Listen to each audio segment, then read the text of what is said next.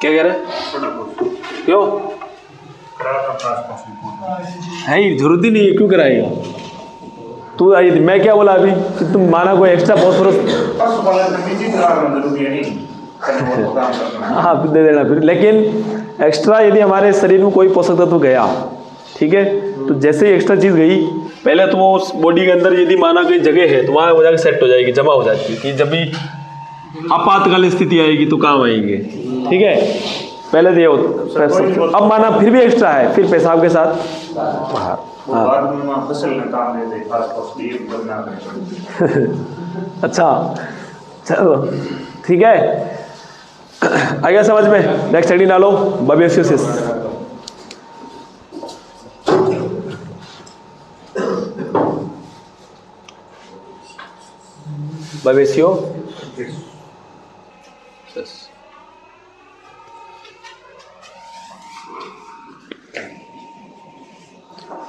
बबेसियोसिस की बात करें तो कारक होता है इसका एक प्रकार का प्रोटोजोआ, नाम है उसका बबेसिया बाइजेमिना।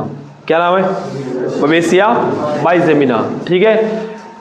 अभी अपन ने जैसे एनाप्लाज्मोसिस पढ़ा था, वो भी कहाँ इन्फेक्शन कर रहा है? आरबीसी के अंदर। ये भी इन्फेक्शन कहाँ करता है? आरबीसी के अंदर, ठीक है। ये मानो आरबीसी है और ये इस प्रकार से अंदर चला जाता है, ठीक है। हाँ मान लो यार कुछ भी, ये मान लो क्या है अंदर बबेसिया बाइजेमिना बैठा हुआ। अब बैठा हुआ है तो कुछ तो करेगा, है ना। जैसे राक्षस होते थे ना पहले पुराने टाइम में, खाली नहीं बैठते थे, है ना। बेबी भी बोलते हैं कि खाली दिमाग शैतान का घर है। खाली दिमाग इधर रहा तो उल्ट पुल्ट काम सोचते हैं फिर, है ना। हाँ तो उससे अच्छा है कि कोई काम में लगे रहो, अच्छे काम में। तो अब ये अंदर गया तो बैठा तो रहेगा नहीं, राक्षस एक प्रकार का। क्या करे अब, तो क्या करेगा? आरबीसी को तोड़ेगा बैठा बैठा। अब तुम्हें यहाँ ऐसे बिठा दो, तुम क्या करोगे फिर? अब आदत होती है अपनी। हाँ जैसे हमारे दीवार को उतरने लग गए, मेरा भाई है वो क्या होता है, जैसे पुट्टी नहीं लगी होती, हाँ जहाँ पुट्टी लगी होती है उसको बिठा दिया तो पुट्टी वैसे खुरदने लगता है, ऐसा लगता चूहे ने कुतर दी उसे। कैसे कितनी बार मना कर दिया, उसकी आदत है, कहीं बैठा दिया बस वो दीवार वैसे करने लगता है। अब यहाँ तो जैसे ये सीमेंट वेमेंट लगा दो कोई दिक्कत नहीं है, पुट्टी तो हल्की दबाओगे तो उखड़ जाती है। पुट्टी हो गया या उसका बोलते हैं और है हाँ पीओपी जो वो करते हैं ना दीवार पर, वो ऐसे कुतरने लगता है उसको। गजब है। तो किसी की आदत होती है तो उसको अच्छे काम में लगाए रखो, वो ऐसा करेगा नहीं। सेम प्रोसेस, अंदर बैठा कुछ तो करेगा।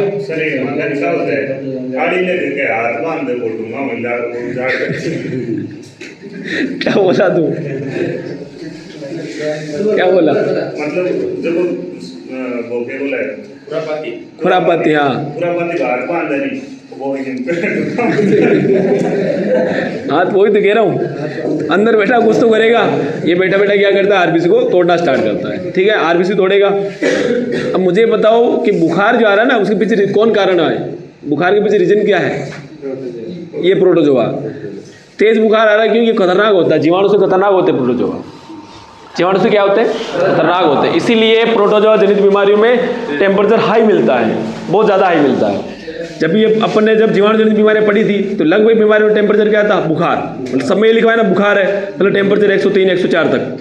लेकिन यहाँ ये सारे जो प्रोटोजोआ ये क्या होते हैं? जीवाणु से खतरनाक होते हैं, है ना। जीवाणु से क्या होते हैं? ज़्यादा खतरनाक होते हैं। इसीलिए टेम्परेचर क्या मिलता है? ज़्यादा हाई मिलता है। जितना ज़्यादा सूक्ष्म जीव खतरनाक होगा, जितना ज़्यादा एंटीजन खतरनाक होगा, डेंजर होगा, शरीर के लिए जितना ज़्यादा घातक होगा, बॉडी टेम्परेचर को उतना ही क्या करती है? ज़्यादा बढ़ाती है। बॉडी सोचती है कि जितना ज़्यादा टेम्परेचर बढ़ाऊंगी ये चलकर क्या होगा? फटाफट नष्ट हो जाएगा, ठीक है। आ गया समझ में? तो ये ज़्यादा खतरनाक होते हैं, इसलिए टेम्परेचर पर क्या मिलता है? ज़्यादा हाई मिलता है। आ गया समझ में? तो तेज बुखार है, इसका मतलब अंदर जो बीमारी जो है वो जोरदार है, खतरनाक। वो बीमारी क्या है? खतरनाक है, ठीक है।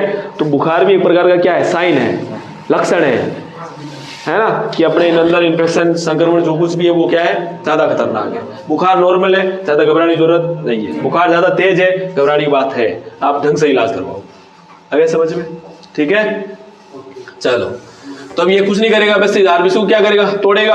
सेम प्रोसेस, फिर आरबीसी टूटेगी, हीमोग्लोबिन बाहर निकलेगा, फिर ब्लड जाएगा फिल्टर होने के लिए, फिल्टर होने के लिए जाएगा तो किडनी के अंदर छनकर वापस हीमोग्लोबिन पेशाब के साथ बाहर। और इस बीमारी में पेशाब का रंग कैसा दिखाई देता है? लाल, ठीक है। रेड वाटर फीवर इसी को बोलते हैं, इस बीमारी को रेड वाटर फीवर भी आता है। और वाटर यानी पेशाब की बात हो रही है। हाँ, पेशाब लाल कलर का दिखाई देता है और जानवर क्या आता है, बुखार, इसलिए नाम क्या पड़ा, रेड वाटर फीवर। ठीक है, अब देने वाले नाम दे दिया इसको, बाकी तो उसको भी बोल सकते थे, पहले पढ़ा उसको भी, लेकिन वास्तव में किसको बोलते हैं, क्योंकि ज़्यादा फेमस ये है, फील्ड में केस इसके ज़्यादा आते हैं। ठीक है, चलो लिखो अब कारक।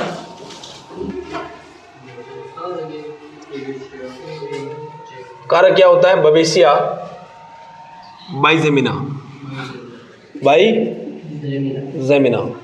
ठीक है, बवेशिया बाइजेमिना।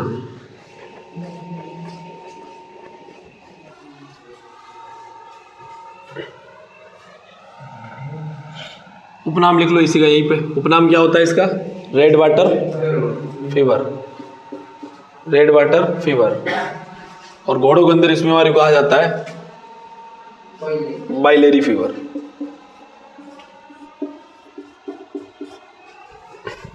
क्योंकि इसके अंदर घोड़ों में क्या होता है, बाइल पिगमेंट टूटना स्टार्ट हो जाता है। बाइल पिगमेंट का मतलब होता है जैसे हीमोग्लोबिन है, हीमोग्लोबिन के अंदर आगे और कुछ चीज़ें होती है और उनमें एक बाइल पिगमेंट होता है, और हीमोग्लोबिन जब टूटता है तो वो टूटने लगता है बाइल पिगमेंट। ठीक है, तब इसलिए घोड़े के अंदर क्या बोलते हैं इसको, बाइलेरी फीवर। ठीक है, अब घोड़ों में आपको इतना ध्यान देने की जरूरत भी नहीं है, आप इधर आओ वापस। रेड वाटर फीवर,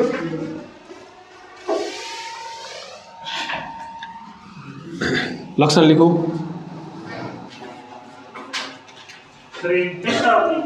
जांच करें ना, हीमोग्लोबिन नीचे बैठ गया, पानी ऊपर रह गया, क्या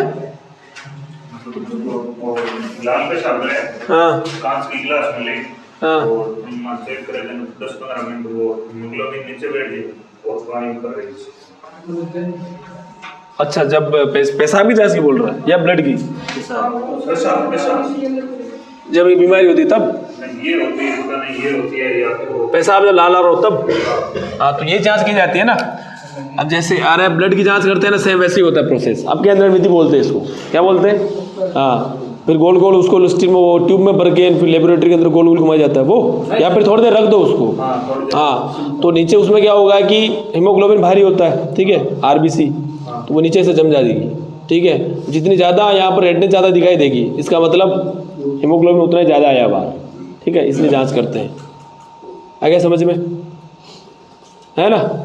अरे जैसे आपने देखा होगा कि आप जब ब्लड की जांच करवाते हो तो वो ट्यूब के अंदर ब्लड भरते हैं, फिर वो मशीन में रखते हो, वो मशीन गोल गोल घुमाती है, उसको बोलते हैं आपके अंदर विधि, क्या बोलते हैं। हाँ, उसमें क्या होता है, आरबीसी भारी होती है, आरबीसी भारी होती है, इसी वजह से नीचे जमा हो जाती है। ठीक है, फिर प्लेटलेट यहाँ हल्की सी, और फिर ऊपर डब्ल्यूबीसी, है ना।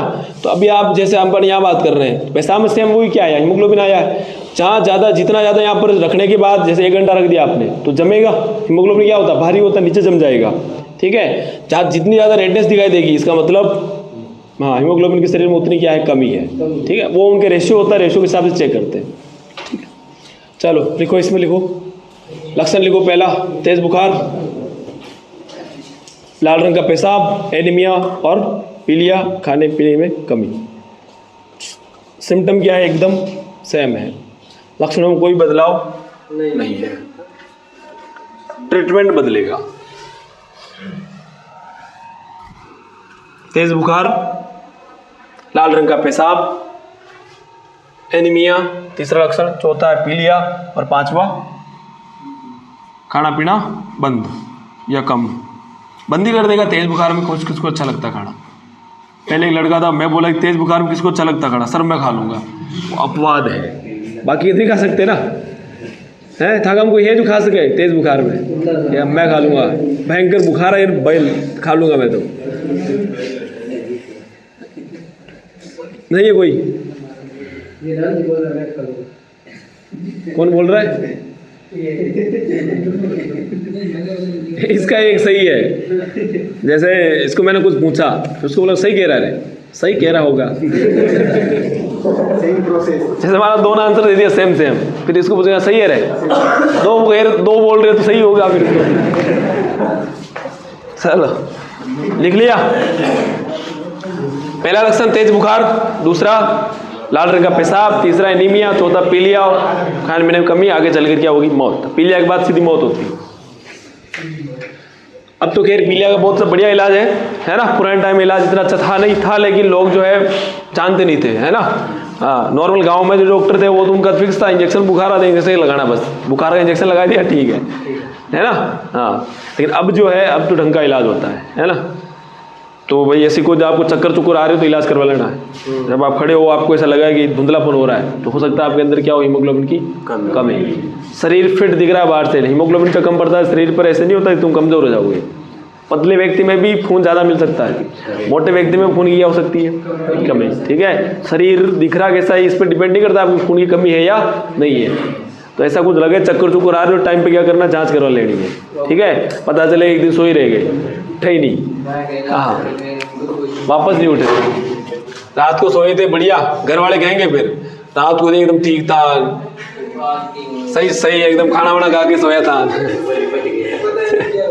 पता नहीं क्या हो गया। ठीक है, आइए समझ में, चलो लिखो लिखो आर्टिजोन एस,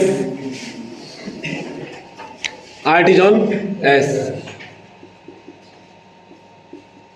15 से 20 ml IM। बुखार के लिए वैसे आप बेरेनिल लगाओगे जिसकी जरूरत नहीं है, फिर भी लिखवा रहा हूँ। ठीक है,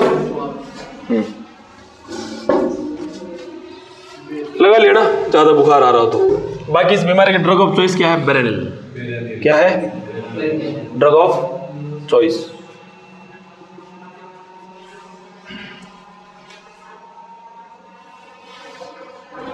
बेरेनिल 10 ml 10 से 15 ml। इसका रूट क्या है IM। ये इस बीमारी क्या है, ड्रग ऑफ चॉइस। अब तुम्हें ये नहीं पता है कि बीमारी ये है कि वो है ना, तब आप साथ में क्या लगा लोगे, ऑक्सी लगा लेना। हाँ, उसमें बेरेनिल लगा लेना, ऑक्सीडेट्रा साइक्लिन इसमें लगा ले लो, उसमें भी साथ में क्या लगा लो। अब उसमें क्या तुम्हें पता ही नहीं है ना, ये है कि वो है। ब्लड आ रहा है, बुखार है, क्या लगाना, बेरेनिल प्लस ऑक्सी। प्लस ऑक्सी का मतलब मिक्स नहीं करना है, हाँ लगाने हैं साथ। आर्टिजोन नहीं लगाया तो उसमें बेरेलिन भी लगा सकते हैं ना। आर्टिजोन लगाने की जरूरत पड़ती नहीं है जब ये लग रहा हो वैसे तो। ठीक है, हाँ, क्योंकि ये उसको मारेगा, बुखार अपने आप खत्म हो जाएगी। बाकी लगाओ तो कोई दिक्कत नहीं, लेकिन लगा नहीं सकते, लगाओ तो इच्छा तुम्हारी, बाकी जरूरत नहीं है। ऑक्सीडेट्रा साइक्लिन 25 से IV, ये IV लगा लेना। ठीक है, बाकी अपना फेरिडास 10 ml IM, RBC liquid 20 ml oral, और बाकी अपने B कॉम्प्लेक्स प्लस CPM। ये दोनों लगानी है 10 ml B कॉम्प्लेक्स CPM तो लगाना है, क्योंकि आप जब कुछ इतना ट्रीटमेंट करते हो ना तो लीवर पर क्या पड़ता है, इफेक्ट पड़ेगा, लीवर को वापस B कॉम्प्लेक्स रिकवर करता रहता है साथ में। और CPM इसलिए लगाना है क्योंकि एंटी एलर्जिक होता है, और इसके अलावा जो आप जैसे इंजेक्शन लगा रहे हो वो बॉडी में रिएक्शन ना कर जाए उसके लिए, है ना। इतना ट्रीटमेंट किया, माना कोई इंजेक्शन रिएक्शन कर गया, DNS के साथ लगाता हूँ सिद्धो। हाँ तो आगे लगा सकते हो, DNS लगा दो, उसमें अंदर डाल दो।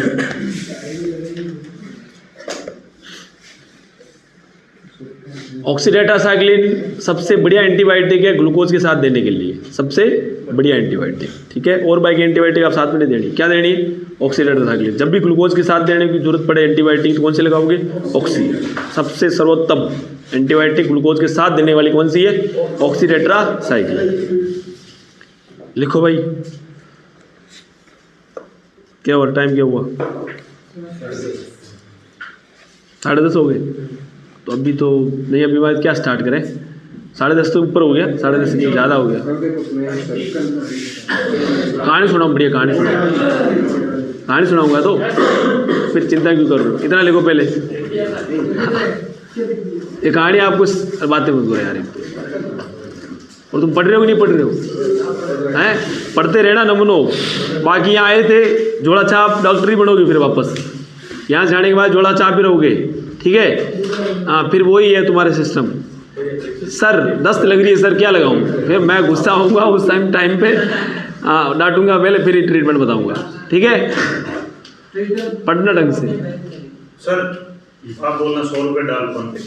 नहीं नहीं ये सही है, बार बार पूछना नहीं पड़ेगा। नहीं पूछना है, ऐसे नहीं पूछ लेना रे, ट्रीटमेंट गलत नहीं होना चाहिए, आपने पूछ लेना है। तो माना मैं डांट भी दूँ एक आध, क्या फर्क पड़ रहा है, ट्रीटमेंट अच्छा होगा। सर वो आपको 100 रुपये डालेगा ना, फिर वो घर पे जाके इसको दोबारा पढ़ेगा क्या, पढ़ना पड़ेगा। अरे वो पढ़ेगा नहीं, तो सबको फ़ोन करके कहेगा मास्टर 100 रुपये लेते ट्रीटमेंट बताने। अच्छी बात नहीं, पहले पैसे लग गए 50-55 हज़ार, कितना लगाओगे, ठीक है मैं ले लूँगा पैसे, वैसे पूछ लेना तुम, ठीक है। हैं बोल क्या हुआ? हाँ फ्री ऑफ कॉस्ट है ट्रीटमेंट, पूरा एकदम फ्री, मानो पूछ सको आप फ्री, ठीक है। लेकिन 4-5 दिन लगा दो, 10 दिन 3 दिन लगा सकते हो, मैं तो और हो जाएगा। क्या कह रहा है? एडमिशन। हाँ तुम तो एडमिशन भेजो मेरे नाम की, मुझे और कुछ चाहिए ही नहीं, ठीक है। हाँ तुम आधी रात को फ़ोन करो, मैं उठा लूँगा। जिसने मुझे एडमिशन दिया है उसका तो उठाते ही हो यार, लड़का काम का है, ठीक है। हाँ चाहे वो आधी रात को फ़ोन करे, फ़ोन उठाऊँगा मैं, ठीक है बिल्कुल। भेजा करो, एडमिशन भेज दिया करो रे, ज़्यादा कुछ नहीं। एडमिशन किसके पक्ष में? तुम जिसके पक्ष में आए उसके पक्ष में, किसी के पक्ष में नहीं है। पहले से मिले, फिर मैडम से मिले, फिर तकले जी ने बोला आप आओ मैं कर दूंगा।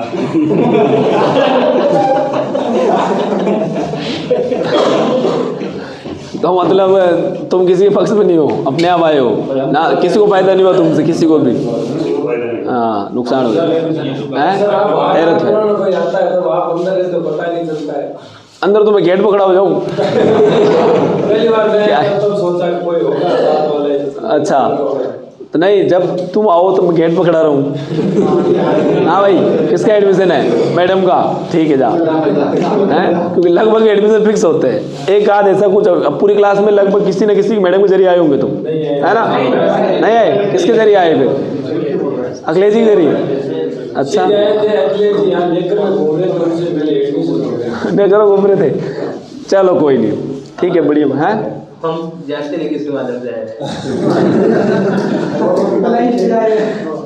पता ही नहीं तेरे को, ट्रेन से आए थे, चलो बढ़िया बढ़िया। तब वो अपना चैनल बंद कर दो, बातें चल रही है, चलने दो, तो वो एडिट कर लेंगे बाद में। चलो सुनो कहानी सुनाता हूँ बढ़िया, ठीक है।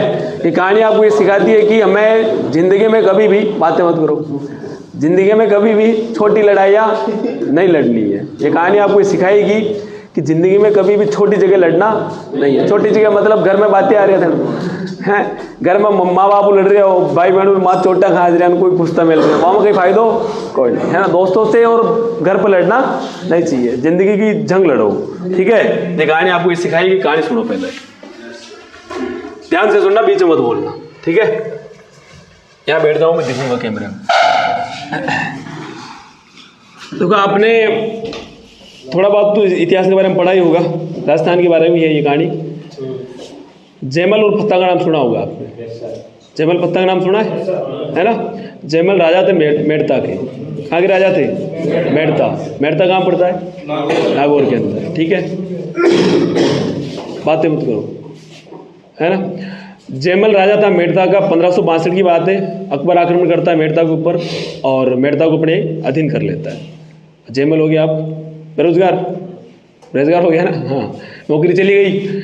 अब जयमल सोचता है कि लड़ना तो है अकबर के खिलाफ, अब अपन तो हार गए यहाँ से। फिर वहाँ से वो निकलता है मेवाड़ की तरफ। कहाँ निकलता है? मेवाड़ की तरफ। मेवाड़ के उस समय जो शासक थे वो थे उदय सिंह जी। कौन थे? उदय सिंह जी, महाराणा प्रताप के पिताश्री, है ना। वो उस समय वहाँ के राजा थे मेवाड़ के। वो वही निकल लिए मेड़ता से मेवाड़ की ओर। अब मेवाड़ में जब भी प्रवेश करेंगे तो पहले भील ही रहते थे, है ना। हमारे भिलवाड़ा का नाम भिल्लों की वजह से भिलवाड़ा है ना। भिलवाड़ा का नाम भिल्लों के पीछे क्या रखा गया? भिलवाड़ा, ठीक है। तो भील प्रदेश रहा है वो शुरू से। तो अब क्या हुआ कि जैसे वो एंटर कर रहे थे मेवाड़ के अंदर, तो वहाँ एक फेमस डाकू था जिसका नाम था मल्लू भील। क्या नाम था? मल्लू भील। मल्लू भील रोकता उनको कि भाई रुको, तुम्हारा हथियार सब मेरे को दो, नीचे रुको। तो अब जयमल जी का जो सेनापति था उसने बस इतना कहा था कि अट्ठे बट्ठे, अट्ठे या बट्ठे। जयमल जी बोलते बट्ठे, ठीक है। तो जैसे उन्होंने ये कहा कि बटे सेनापति ने आदेश दिया कि सारे हथियार नीचे रख दो, इसको दे दो हथियार। तो हथियार नीचे रख दिए। अब हथियार जब नीचे रख दिए तो मल्लू पिल्लू को लगा कि यार वो रख के निकल चलने लग गए कि भाई चलो हथियार तू तेरे रख। मल्लू पिल्लू का रुको एक बार रुको, मेरी बात सुनो। हाँ बता, तुम हथियार भी ले जाओ, मुझे हथियार नहीं चाहिए, बस मुझे बताओ इसने क्या कहा था और आपने क्या जवाब दिया। तो भाई जयमल जी बोले तुझे क्या मतलब भाई, हथियार चाहिए तो हथियार ले, जाने दे हमको, फालतू दिमाग खराब कर रहा है इससे ही। और नहीं साहब एक बार बता तो दो, हथियार ले जाओ, मुझे चाहिए नहीं मेरे को हथियार, बस ये बता दो इसने क्या कहा था और आपने क्या जवाब दिया। ज़्यादा प्रेशराइज किया तो बताया उन्होंने, जयमल जी बोलते इसने कहा कि अट्ठे बट्ठे, तो मैंने कहा कि बट्ठे। तो मतलब ये कि इसने ये पूछा कि यहाँ लड़ना है बिल्लों के साथ या फिर वहाँ चित्तौड़ जाके उदय सिंह जी की निगरानी में अकबर से लड़ना है। तो मैंने कहा कि यहाँ लड़ने से कोई फ़ायदा नहीं है, जंगल में लड़ लिए, इन बिल्लों को मार भी दिया, तो जंगल में मोर नाचा किसने देगा। वहाँ जाके लड़ेंगे, मर गए, लड़ते लड़ते अकबर से मर गए, तो आने वाली पीढ़ी अपन को याद करेगी। ठीक है, हथियार जब तू रख, हम वहाँ जाके लड़ेंगे। तो ये कहानी में सिखाती है कि ज़िंदगी में छोटी लड़ाइयाँ नहीं लड़नी। घर में तुम कितने लड़ लो, अपने भाइयों को कूट डालो, माँ बाप से भी लड़ लो, तो कोई फ़ायदा नहीं है। ठीक है, जीत भी गए तो क्या फ़ायदा, लोग और बुराई करेंगे, है ना। दोस्तों से लड़ लिए तो क्या फ़ायदा उसका। ज़िंदगी में लड़े तो बड़ी लड़ो, ठीक है, जिससे खुद का भी भला हो और दूसरों का भी। आ गया समझ में? Okay, thank you.